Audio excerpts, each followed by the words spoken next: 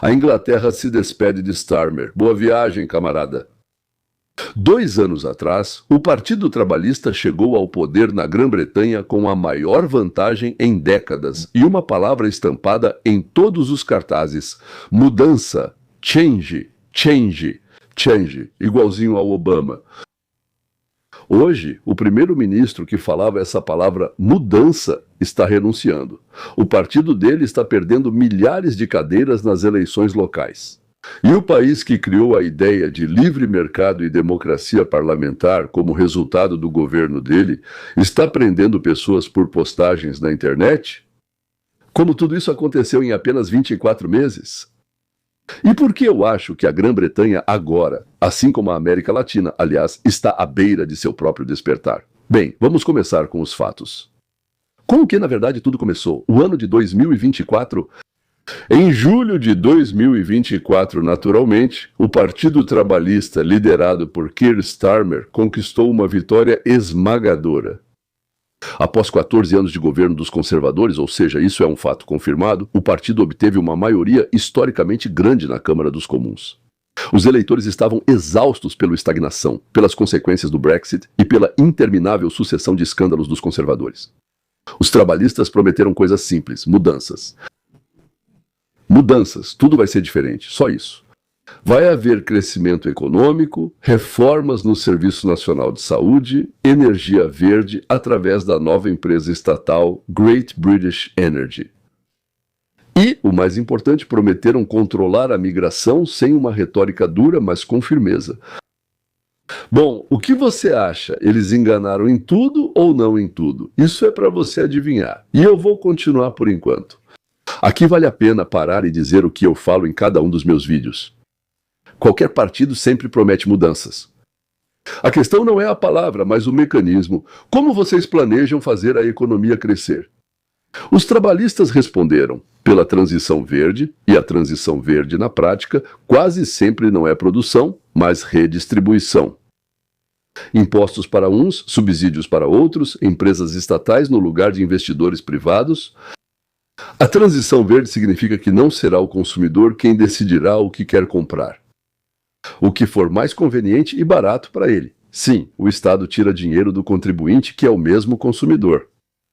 E vai transferir esse dinheiro para aquelas empresas que, do ponto de vista do Estado, são as escolhidas. E lá também trabalham pessoas, seres humanos. Ou seja, você faz um trabalho melhor, mas como eles percebem isso? Vamos tirar pessoas de outros lugares e te dar dinheiro. E se essas empresas estão perdendo dinheiro, ou se essas empresas não sabem fazer o que precisam produzir, ou se essas empresas produzem produtos absurdamente caros, isso não importa nem um pouco para eles. Afinal, o importante é ser escolhido e depois o importante é roubar. Bem, às vezes você normalmente passa algo para alguém e por isso fazem algo por você. Portanto, salvo uma coincidência incrível, todas essas empresas acabam falindo. Quero dizer, essas verdes, azuis, marrons, laranjas, qualquer uma. E quem paga por isso, você pode perguntar? São justamente aquelas pessoas de quem tiraram o dinheiro para repassar para essas empresas. Ou seja, resumindo bastante, quem paga é você. Nós pagamos. E aqui está o paradoxo sobre o qual vale a pena refletir. O partido que se autodenomina pró-capitalista, formalmente os trabalhistas, dizem que há muito tempo abandonaram o marxismo e a retórica marxista, mas na prática seguem uma política absolutamente socialista, eu diria até marxista. Isso, como se diz, não é um insulto, embora seja um insulto, mas é uma descrição do mecanismo, ele é marxista.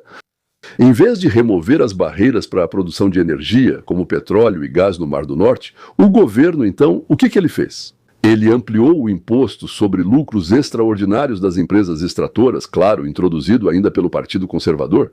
Ou seja, eles complicaram ainda mais e impuseram mais proibições, mais impostos e mais restrições às empresas que produziam energia de uma forma diferente da que eles gostariam. Ao mesmo tempo, eles também estavam criando uma empresa estatal, aquela mesma Great British Energy sobre a qual eu falei. Basicamente, o governo tira dinheiro de alguns produtores e direciona para o seu próprio projeto escolhido pelo Estado. Ou seja, em vez de proteger os produtores, as pessoas competiriam, haveria algum tipo de concorrência entre eles, e então alguém produziria melhor, outro de forma mais limpa, outro mais barato, outro. Não. Nós vamos tirar de todos vocês, tornar a produção extremamente difícil para vocês, mas vamos investir esse dinheiro onde nossos amigos estão fazendo alguma coisa para o benefício, bem, provavelmente para o nosso próprio benefício e o deles. Não vejo benefício para mais ninguém aqui. Então, esse é exatamente o segundo modo de distribuição de riqueza, sobre o qual, aliás, eu sempre falo, não produzir mais, mas tirar de um e dar para outro, chamando isso de justiça. E eles ainda têm essas palavrinhas lá, futuro verde. Ok.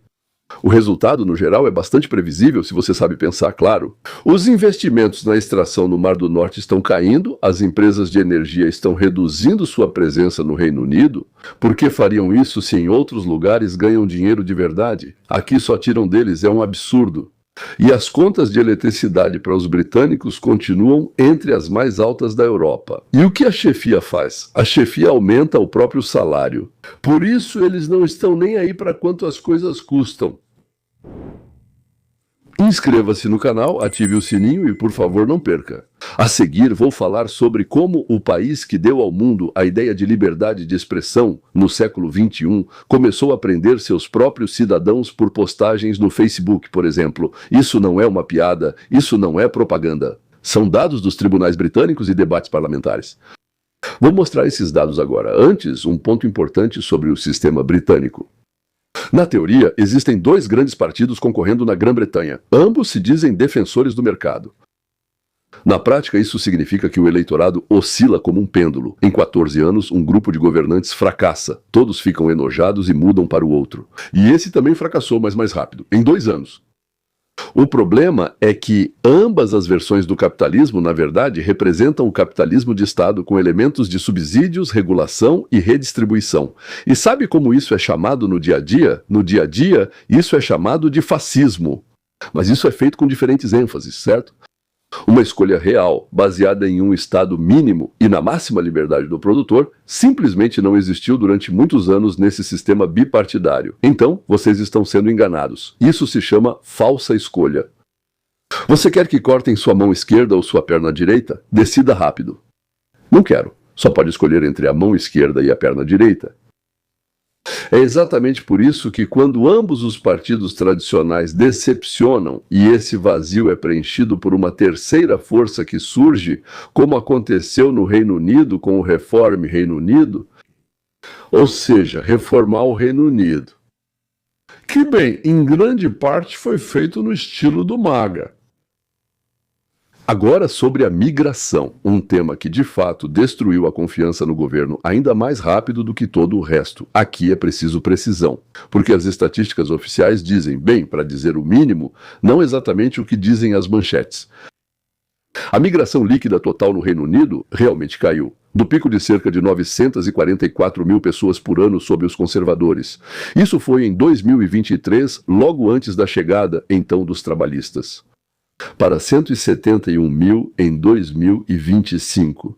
Esse é um fato confirmado de acordo com os dados do Serviço Nacional de Estatísticas. Os trabalhistas basicamente continuaram a política restritiva iniciada ainda pelos conservadores. Mas há outro lado, que a opinião pública detonou. O número de travessias do Canal da Mancha em barcos após a chegada dos trabalhistas ao poder permaneceu 13% acima do que era quando eles assumiram o governo. Mesmo após a queda em relação aos valores máximos no outono de 2025, os gastos com a acomodação de solicitantes de asilo em hotéis chegaram a mais de 2 bilhões de libras por ano. Despesas com a acomodação de solicitantes de asilo, 2 bilhões de libras por ano. Esse é o dinheiro dos contribuintes, que vêem seus hotéis próximos sendo ocupados por pessoas que chegaram ilegalmente, simplesmente atravessaram, como dizem, chegaram de barco e de forma ilegal. E os moradores locais não têm moradia suficiente nem vagas nos hospitais. Ou seja, em vez de construir mais hospitais e organizar moradias, começam a acomodar centenas de milhares de imigrantes ilegais. Aqui começa uma verdadeira divisão política, não sobre os números da migração em geral, mas sobre a integração de grupos específicos de recém-chegados. Ou seja, durante anos a imprensa britânica e o parlamento investigaram o escândalo envolvendo gangues sexuais organizadas. Isso é violência sexual contra meninas menores de idade. Eles chamavam isso de gangues de grooming, ou seja, grooming é como criar. Eles criavam meninas para si mesmos.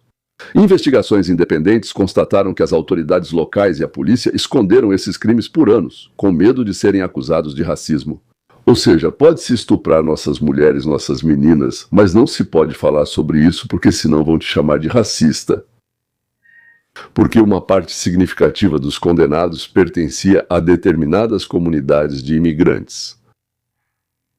Isso é um fato comprovado, refletido em uma investigação nacional iniciada pelo próprio governo. Críticos dos trabalhistas, não só do Reform Reino Unido, mas também parte da imprensa de todo o espectro político, apontam que essa história se tornou um símbolo de um problema muito mais amplo. As autoridades, por anos, tiveram medo de falar honestamente sobre as falhas na integração de certas comunidades fechadas para não parecerem intolerantes. O que mais irritou os eleitores foi o silêncio, não só a chegada de pessoas de outra cultura.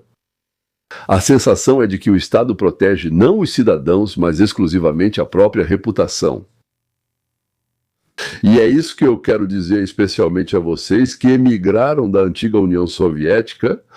Nós sabemos como é quando o Estado decide que dizer a verdade é inconveniente e prefere o silêncio ou a mentira em nome da estabilidade ou da unidade. Nós vimos isso na União, sobre conflitos nacionais, sobre escassez, sobre catástrofes. A Grã-Bretanha está passando agora pela sua própria versão dessa mesma lição. Um Estado que tem medo de chamar o problema pelo nome perde a confiança mais rápido do que um Estado que admite um erro. Em alguns minutos vocês verão exatamente essa desconfiança e não um caso específico, não um escândalo específico foi o que levou ao terremoto político. Claro, ao terremoto que estamos testemunhando agora mesmo. Agora, um pouco sobre liberdade de expressão. Da terra natal do parlamentarismo às prisões por opiniões expressas em redes sociais.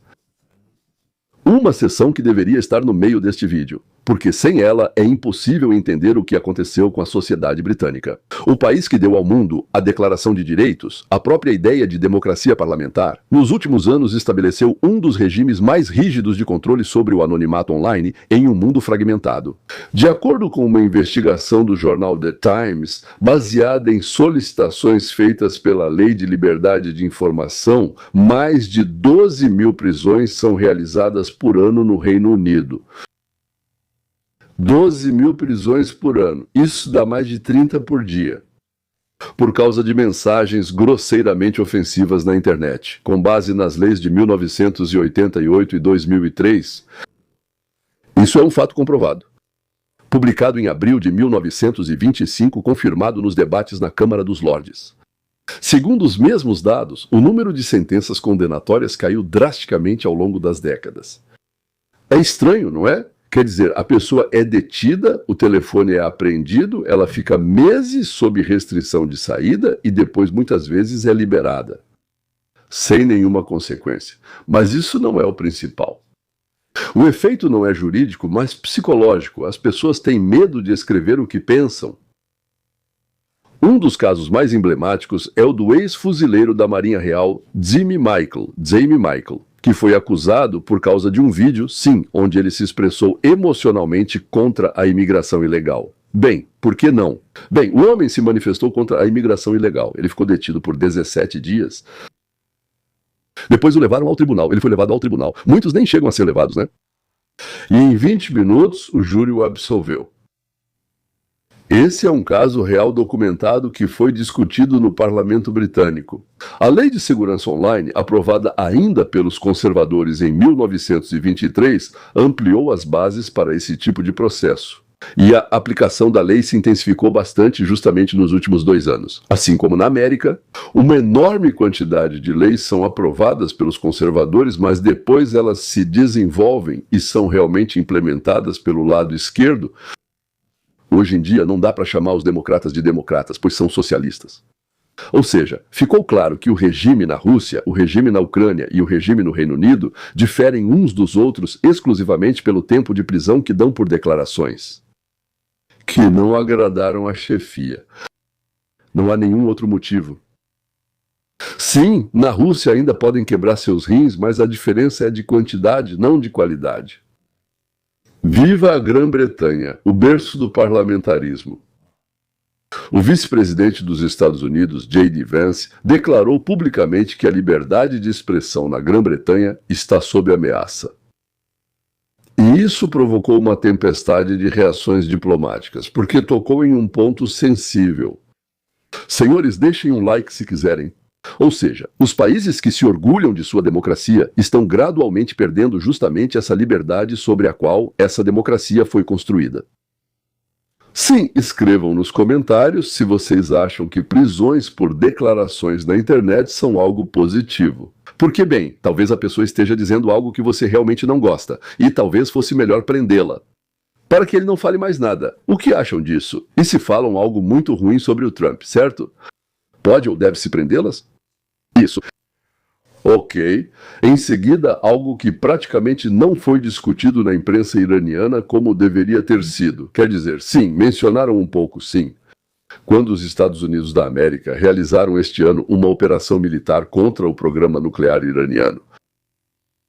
A administração Trump pediu a Londres que disponibilizasse bases militares britânicas para realizar operações ofensivas. Starmer recusou. Isso é um fato confirmado. Confirmado pelo próprio presidente Trump em uma entrevista ao jornal britânico Starmer, onde ele chamou diretamente o comportamento de Starmer de forma suave de muito inútil. E disse que as relações entre os países claramente não são mais as mesmas. E depois disso, ainda perguntam, será que a América vai continuar protegendo a Grã-Bretanha ou não? Pense na ironia histórica. Os Estados Unidos da América ajudaram a Grã-Bretanha por anos. Desde a Segunda Guerra Mundial até a Aliança de Inteligência dos Cinco Olhos, desde o apoio militar nas Malvinas até inúmeras operações conjuntas. Quando chegou a hora em que a América realmente precisava, de verdade, de um apoio claro e enfático de um aliado, Londres preferiu ficar de fora.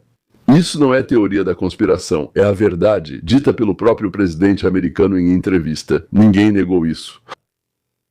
A elite política britânica segue mais alinhada ideologicamente aos democratas de esquerda dos Estados Unidos, sabemos disso. Na prática, isso significa que, no momento crítico, o aliado não estava por perto. Maravilhoso. Pois é. Todas essas questões, política energética fracassada, confiança abalada pelo silêncio sobre a migração, prisões por palavras, esfriamento das relações com o principal aliado, se juntaram em um único ponto em maio de 1926. Nas eleições locais, os trabalhistas perderam mais de 1.000 cadeiras nos conselhos por todo o país. Conselhos locais, certo? Isso foi claramente interpretado como um voto direto de desconfiança ao primeiro-ministro. O partido Reform Reino Unido, uma nova força populista anti-imigração, entrou com tudo no cenário político com um resultado que ninguém esperava ser tão expressivo. Esperava-se que sim, mas ninguém imaginava que seria tanto. Depois, tudo se desenvolveu rapidamente. Os ministros começaram a deixar o governo, incluindo 2 altos funcionários da defesa. Eles acusaram Starmer de subfinanciar o programa de defesa. O momento decisivo foi a vitória de Andy Burnham, que era o ex-prefeito da Grande Manchester, nas eleições suplementares para o parlamento. Isso aconteceu em 18 de junho de 1926. Ele simplesmente se candidatou para desafiar a liderança de Starmer.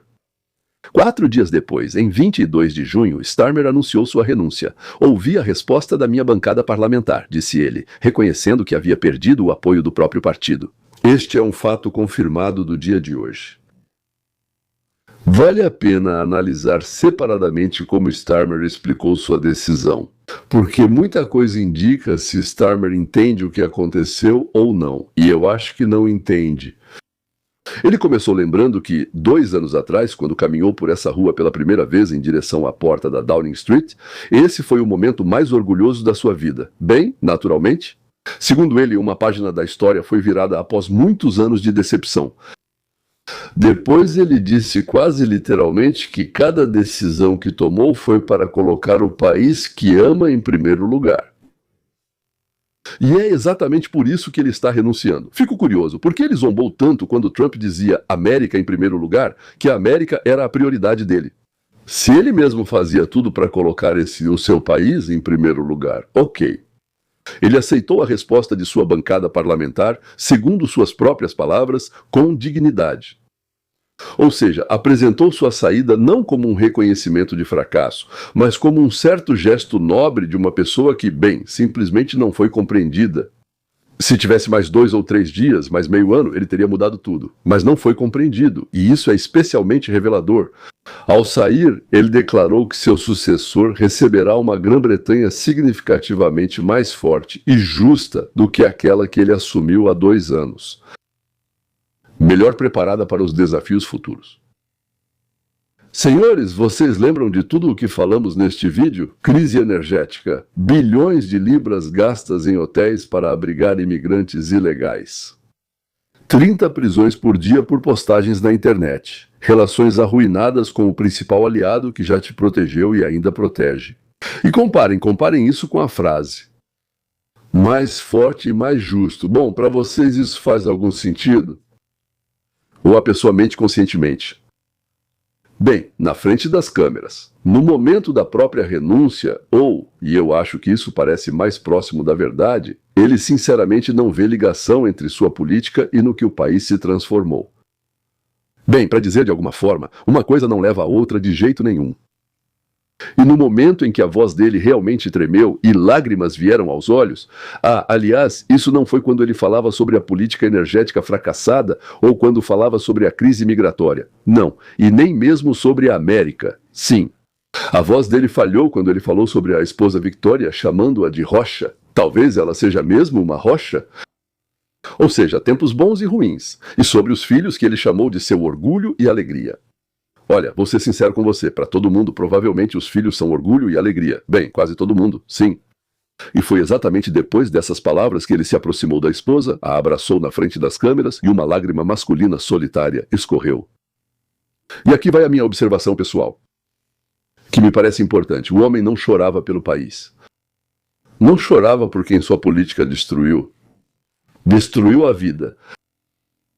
250 mil garotas. Nem todas foram durante seu tempo, claro, mas algumas foram estupradas enquanto ele estava lá. Ele, como procurador-geral, ocultou os casos e nada fez, certo? Tudo bem, não é sobre isso. Então, é muito humano, por assim dizer, eu não vou condená-lo por amar a esposa e os filhos, naturalmente. Mas, ao mesmo tempo, dá a impressão de que Starmer sinceramente não entende o que exatamente ele fez com seu país. O quanto de dano a política dele causou depois do já destrutivo governo conservador antes dele. Por assim dizer, não foi ele quem começou, mas ele não parou, ele continuou. E ele ampliou isso, e acelerou isso. Parece mais que, na cabeça dele, isso parece uma injustiça. Como se alguém tivesse organizado algo contra ele dentro do próprio partido dele. E não como um resultado natural das próprias decisões dele. Ele simplesmente não entende, ele não percebe que quando faz algo e toma decisões, isso depois tem consequências. Uma pessoa que acredita sinceramente que está deixando o país mais forte e mais justo, enfrentou Trump, os Estados Unidos e ainda prende 30 pessoas por dia na justiça? Bem, 30 pessoas por dia só porque fazem algo na internet. Ou é uma pessoa que mente para si mesma, ou é alguém que simplesmente não sofre as consequências de suas ações. Infelizmente, esse é o tipo de político mais comum e perigoso no poder. Por mais estranho que pareça, isso será ouvido por Keir Starmer, que não é muito inteligente. O que nos leva à próxima pergunta. Veja, como alguém não muito inteligente, esperto, que não sabe muito bem calcular os próximos passos, que não entende muito bem a relação entre causa e efeito, poderia acabar liderando um dos países mais importantes do planeta Terra. E é isso que é importante entender. O problema não é só um primeiro-ministro mal-sucedido, mas sim o próprio modelo. O fato é que ambos os grandes partidos capitalistas, supostamente da Grã-Bretanha, na prática, oferecem ao eleitor os mesmos instrumentos de gestão estatal da economia e da sociedade. Eu não sei. Que do meu ponto de vista é chamado de fascista. Essa é, na minha visão, a definição de fascismo, e não tem relação com o capitalismo. E para mim isso significa que eles são mentirosos desprezíveis. Talvez muitos deles, assim como Starmer, não sejam muito inteligentes, mas são pessoas instruídas, eles sabem o que é o livre mercado, e sabendo disso, eles descaradamente enganam seu povo. Bem, o povo ignorante realmente não entende de nada. O principal para eles é mostrar uma cenoura e dizer: aqui está a cenoura que vamos te dar se você votar. Outro partido aparece e promete: vamos te dar 2 cenouras e ainda uma cebola de brinde. Eles votam em quem oferece mais e ainda não se envolveu em algo ruim nos últimos anos. Tipo roubo, engano, traição e várias outras coisas com as quais os governantes normalmente se divertem. Quando o sistema oferece apenas um pêndulo entre 2 versões do intervencionismo, mais cedo ou mais tarde surge uma terceira força que diz em voz alta aquilo que os 2 partidos antigos tinham medo de pronunciar. A produção é mais relevante que a distribuição. A fronteira é mais importante do que belos slogans sobre hospitalidade sem regras. E a liberdade de expressão é muito mais importante do que o conforto dos funcionários públicos. Mas tendo dito tudo isso, ainda assim vejo mudanças positivas. Porque, assim como na América Latina, vejo o mesmo padrão em todo o mundo: a revolução de Trump.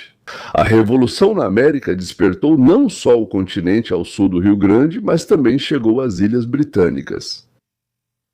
O Reform Reino Unido, apesar de todas as suas falhas e limitações, ainda é um partido de protesto e não um partido ideológico plenamente formado. Este é o primeiro sinal realmente sério de que o eleitor britânico está cansado de um Estado que confunde produção com redistribuição. Silêncio. Silêncio com estabilidade. Hoje, a Grã-Bretanha está longe de ser um parceiro ideal e um aliado ideológico dos Estados Unidos em sua forma atual. País onde se prende por palavras na internet. Um país cujo governo, em um momento decisivo, se recusa a apoiar seu aliado. Mais próximo em espírito dos atuais democratas americanos do que do movimento conservador americano, mas é exatamente por isso que Starmer renunciou. Esse não é o final perfeito da história. Talvez seja o seu começo. O país que deu ao mundo Adam Smith, John Locke, Isaac Newton, que teve enorme influência na filosofia e nos deu através de Thomas Paine a própria ideia de um Estado limitado e a rejeição total do governo monárquico. Tem muitos motivos para lembrar de suas raízes. Se essa virada acontecer, e os primeiros sinais já apareceram nas eleições locais, certo? A Grã-Bretanha pode voltar a ser o que já foi um dia, a pátria, a ideia de liberdade, e não sua principal violadora no mundo desenvolvido. Vemos isso em vários países: Argentina, Chile, Bolívia, Equador e agora talvez até a Grã-Bretanha. A hidra da redistribuição pode ser derrotada. Não com a baioneta, mas com a cédula eleitoral. Se as pessoas perceberem as consequências antes de perderem uma geração.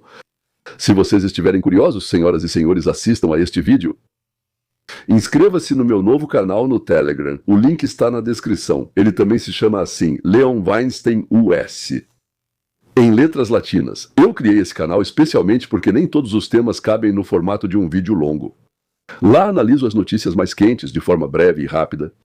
Às vezes, os acontecimentos são discutidos no mesmo dia, não uma semana depois, quando o mundo todo já falou disso. E claro, continue comigo no canal Roteiro para a Liberdade.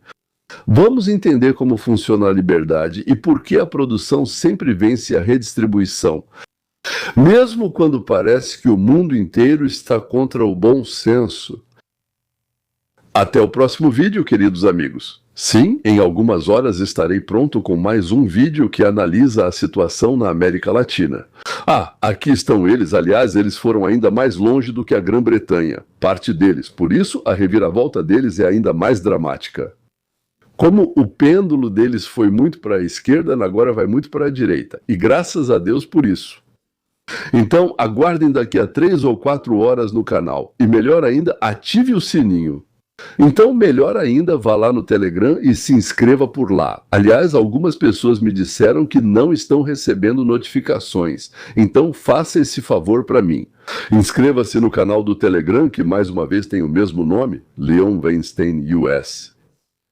E aí você com certeza vai receber todas as atualizações e todas as notas, piadas, observações que não entram nesses vídeos longos. Mas eu realmente gostaria de compartilhar isso com vocês, queridos amigos. É isso por hoje. Até a próxima, em breve.